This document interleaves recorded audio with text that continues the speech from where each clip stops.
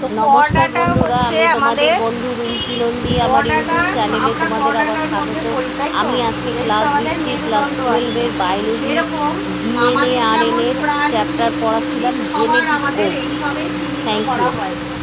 Codon থাকে একটা মানুষের। সমস্ত মানুষের মধ্যে আমরা মেরুদণ্ডী না অমেরুদণ্ডী প্রাণী? আমরা মেরুদণ্ডী, আমরা আবার স্তন্যপায়ীও বটে, ম্যামালসও বটে।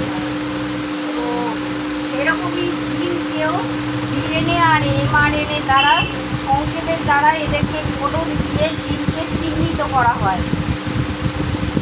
এভাবে 20টি অ্যামাইনো অ্যাসিডের, কোডনটা যেটা থাকে সেটা কি ডিএনএ আর এমআরএনএ এর মধ্যে থাকে? হ্যাঁ, কোডনগুলো ডিএনএ আর এমআরএনএর যে বেসগুলো থাকে সেই দিয়ে কোডন তৈরি হয়। চিহ্নিত করা হয় আর প্রত্যেকটা জিনের যে আলাদা করে কোডন আলাদা আলাদা কোডন থাকে, জিনের মধ্যে যে ডিএনএ আর এমআরএনএ রয়েছে ওটার মধ্যে আলাদা আলাদা কোডন আলাদা আলাদা কোডন দিয়ে ওটাকে সংকেত করা হয়। এইভাবে কোডনের দ্বারা জিনকে চেনা হয়, তাকেই বলা হয় জেনেটিক কোড। তারপর কি নেক্সট পয়েন্ট কি বলছে, 20টি অ্যামাইনো অ্যাসিডের জন্য যতগুলো সংকেত আছে সবগুলোকে একসঙ্গে জেনেটিক কোড বলা হয়।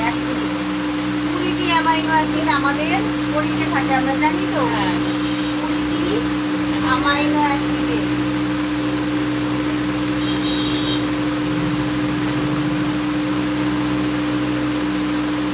কি কি থাকে?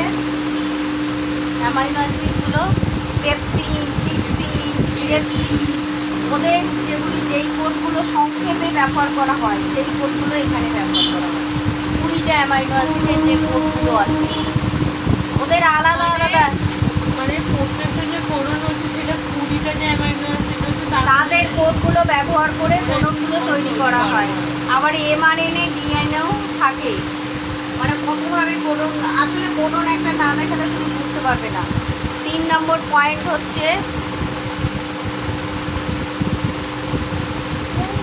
মানে জেনেটিক কোড কত কত মানে ডেফিনেশন কতগুলো। একটা ডিএনএ এমআরএনএ দ্বারা গঠিত, সংকেত দ্বারা গঠিত ব্যবহার হচ্ছে জেনেটিক কোডের মধ্যে।